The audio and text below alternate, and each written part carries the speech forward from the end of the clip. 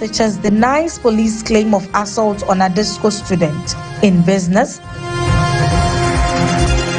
Energy Ministry assesses fuel security amid Middle East crisis. And on the international front, 6 U.S. soldiers killed in Iranian strike on Kuwait base.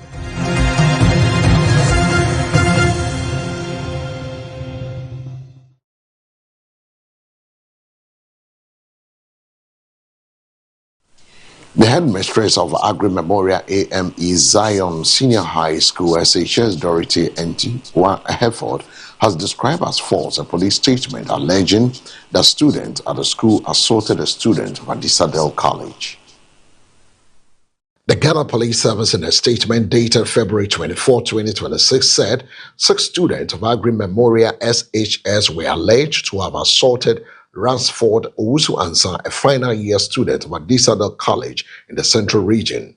According to the police, the incident occurred after the final day of an inter-collegiate sports festival at the Cape Coast Stadium. The alleged attackers were also said to have taken the victim's iPhone 17 Pro Max, 1,000 Ghana cedis in cash, and his shoes. However, in a statement copied to the Ghana news agencies, Mrs. Ntwa Hereford said checks conducted by the school indicated that the Adisadel student did not lodge any complaint at the Kotokraba police station alleging an attack by students of Agri Memorial SHS. She stated that none of the 6 students mentioned has been arrested by the police and that no student at the school has been formally accused of assaulting Adisadel student.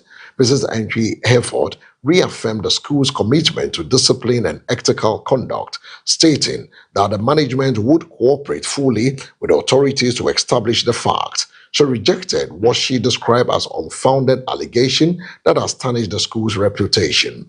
Mr. Francis Boche, the Global Vice President of Agri Memorial Old Students Association, AMOSA, at a press briefing on Tuesday, March 3rd, collaborated the headmistress position. He called on the police to review their statement and provide further clarification in the interest of fairness and justice. Mr. Boachi urged the school authorities to furnish the police with any available information on reports of assault involving an agri student to ensure a comprehensive resolution of the matter. AMOSA remains committed to upholding the rule of law, protecting the welfare of students, and supporting a fair and evidence-based resolution of the matter, he said.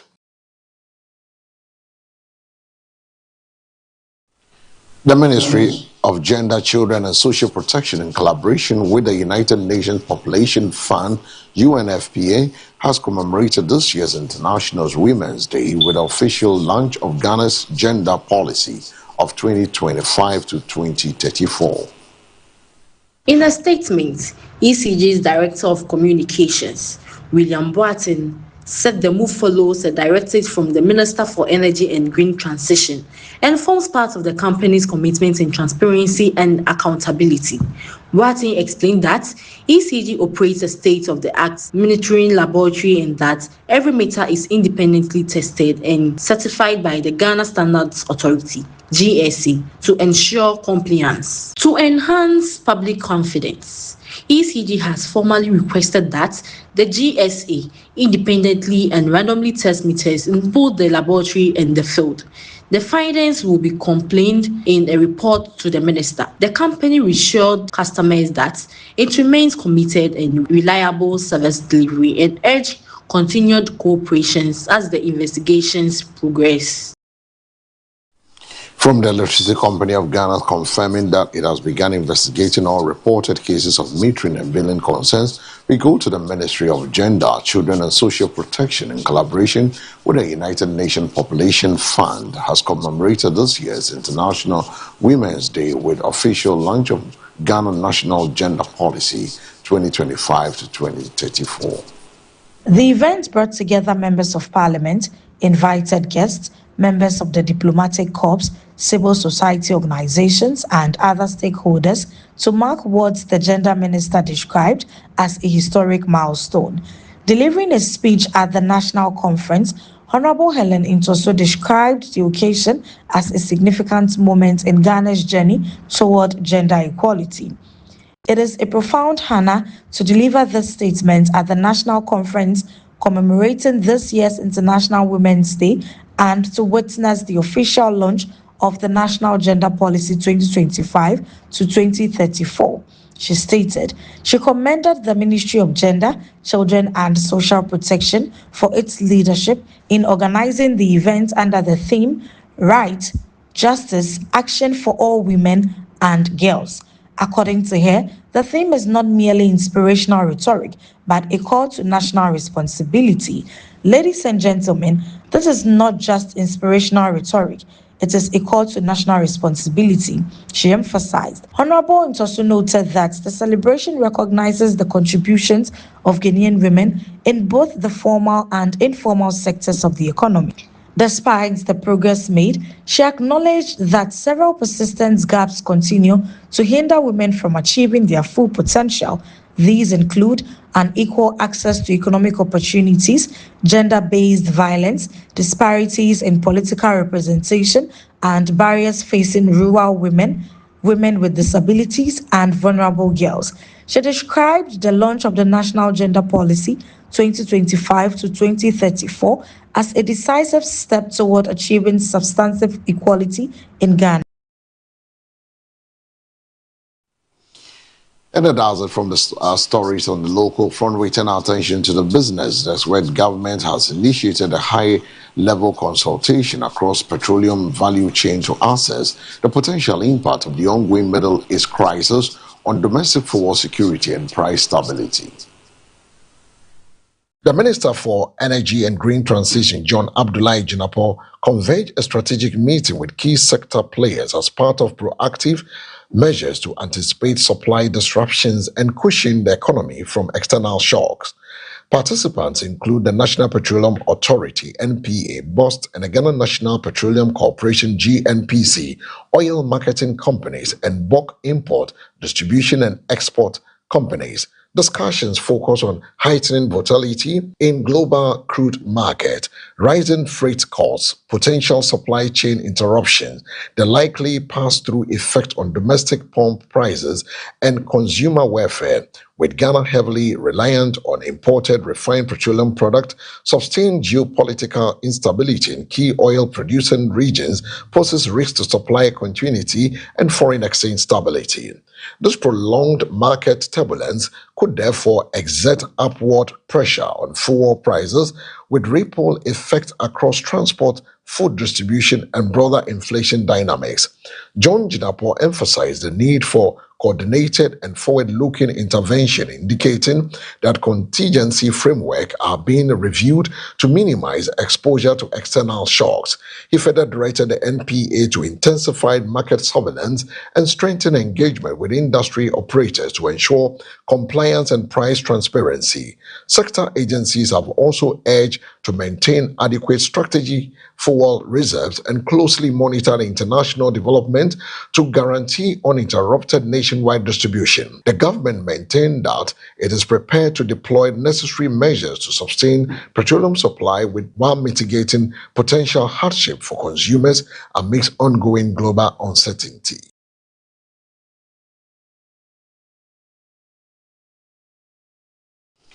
Also from the business, this will move straight to the international front, where 6 American soldiers were killed in an Iranian strike against a military facility in Kuwait on Sunday, the U.S. has confirmed.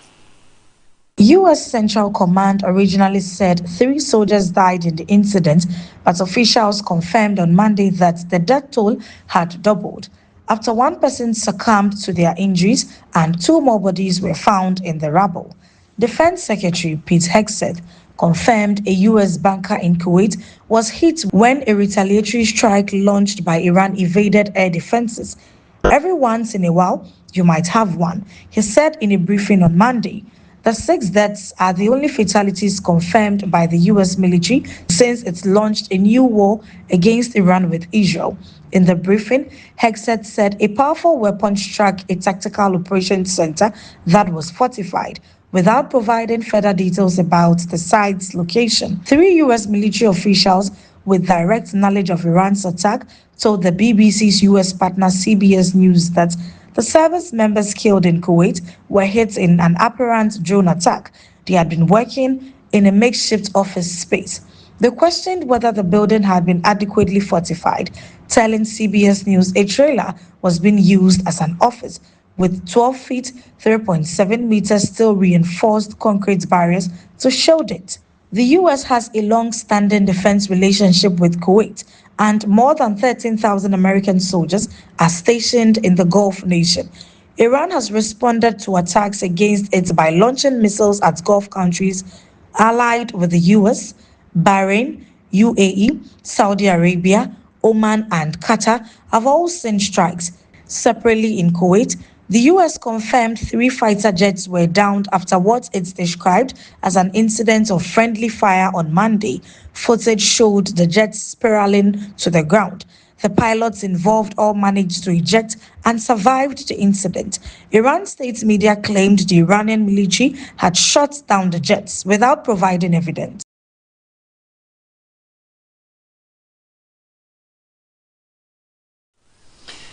Away from the international front, we move straight away to the Weather Center, bringing you the weather update in association with the Ghana Meteorological Agency in the next 24 hours of the impactful weather.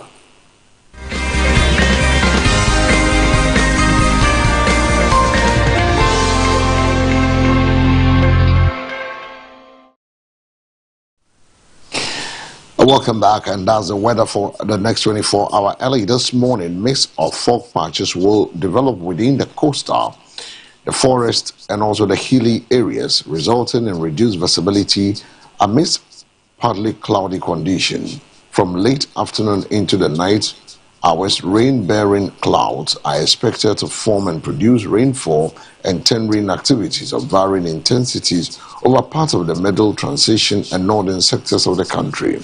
Some towns to be affected include Sefiwioso, Kumasi, Kintampo, Techiman, Sunayin, Bechem, Boli, Yendi, among others. Meanwhile, fairly dry and hazy conditions will dominate some portions of northern Ghana throughout the forecast period.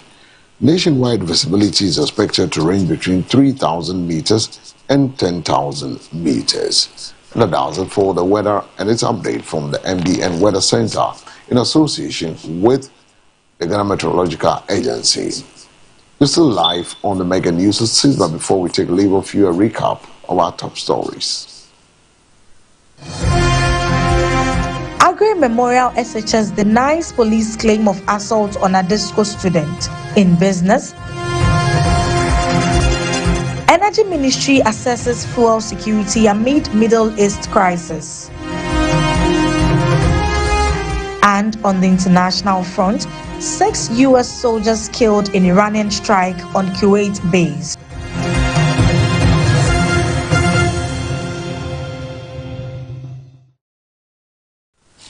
And that brings us to the end of this morning's Mega News at 6. The news was also live on our social media handle. The news came to you live from the 10th Avenue Extension, Greater Estate, Nungwa, Atu. For more news, log on to MBN 360. My name is El Samuels. Coming up, we'll bring the sports update. Stay with us.